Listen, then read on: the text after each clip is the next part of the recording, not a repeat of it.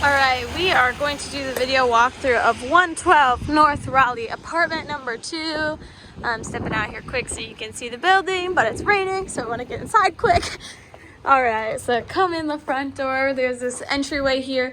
Make sure that this door gets shut all the way if you do decide to rent this apartment.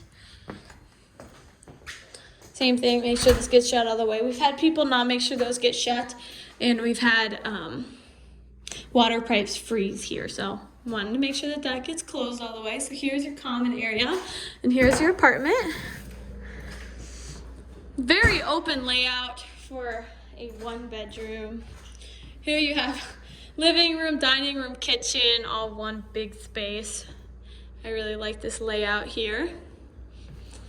And then come on in here to the bedroom, closet area. You do have to go through the bedroom to get to the bathroom, which is kind of a downer.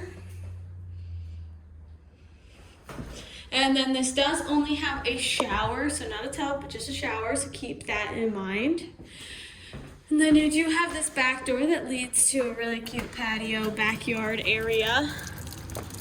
So here it is.